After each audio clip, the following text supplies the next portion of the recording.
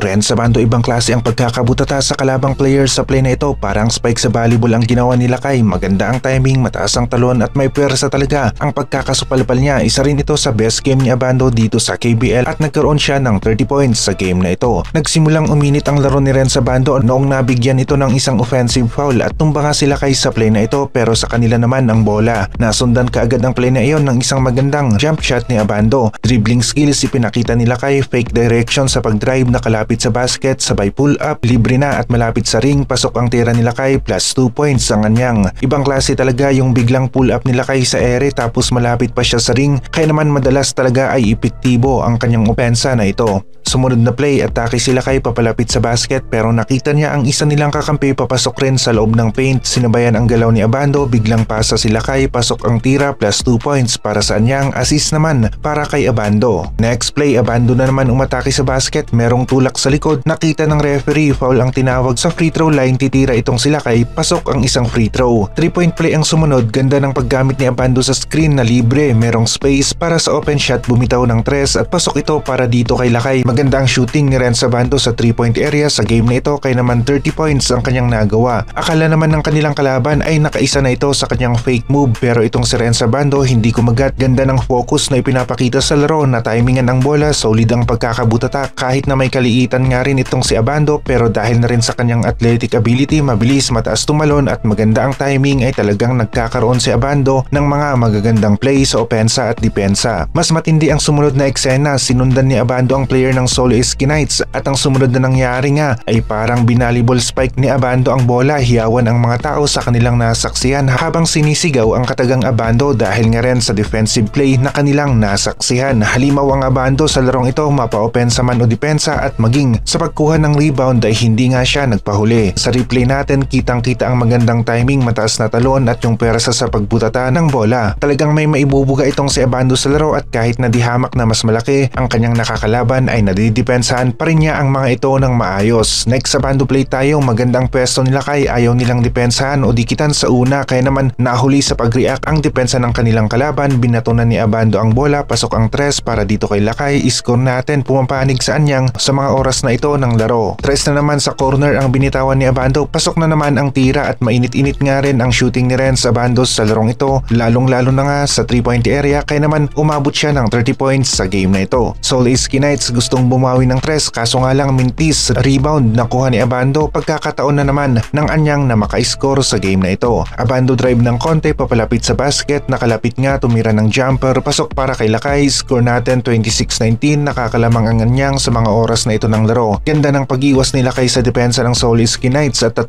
players ang nalampasan niya at iniwan. Ganda ng pagkakalusot, kaya naman ang layup ay pasok. Sinukat ni Lakay ang depensa ng Solo SK Knights sa play na ito, gumamit ng fake, dribble, tapos fake ulit, kumagat ang defender, merong contact. Sa free throw line ngayon, titira si Abando. Pasok ang una, ganun rin ang ikalawa at mapapabilib ka talaga sa klase ng opensa at depensa na pinakita ni Abando sa larong ito. Solo SK Knights gustong bumawi, tumira ng 3, mintis, kay Abando ang rebound sa play na ito. Sumunod na play, ganda na sana ng pagkakasupalpal ni Abando pero goaltending ang tawag ng referee at sabi naman ni Abando, block ito, pero referee pa rin ang masusunod sa play na ito. Next play natin, binigay kay Abando ang bola, penetrate sa loob ng paint pero binalik niya sa kanyang kasama sa 3-point area, pasok ang 3 para sa anyang. Rebound play na naman nakuha ni Abando, papa out of bounds na ito pero nagawan ng paraan nila kay binato sa kalaban ng bola, out of bounds ng Solo SK Knights at sa anyang ang bola. Baseline dunk naman ang pinakita nila kay sa play na ito na mas lalo pang nagpainit sa laro at nagpa-excite sa mga fans at napa-raise the roof pa nga itong sila kay sa play na iyon. Bilis ang ginamit nila kay sa play na ito at nagawa niyang iwan ang kanyang defender kaya hindi na ito nakasabay pa sa ere. Nasundan pa ng magandang execution ng anyang dalawang sunod-sunod na pasa, napunta kay Abando ang bola, in rhythm ang tira, pasok para dito kay Lakay. Rebound play na naman para dito kay Ren Sabando, merong foul kaagad na binigay at nasundan pa ng isang 3-point play at nahahanap nga rin ni Abando ang magandang pwesto na kung saan nagkakaroon siya ng espasyo o open na tira. 30 points, 6 rebounds, 2 assists, 2 blocks ang nagawa ni Abando sa larong ito at isa nga ang larong ito sa best performance ni Lakay dito sa KBL.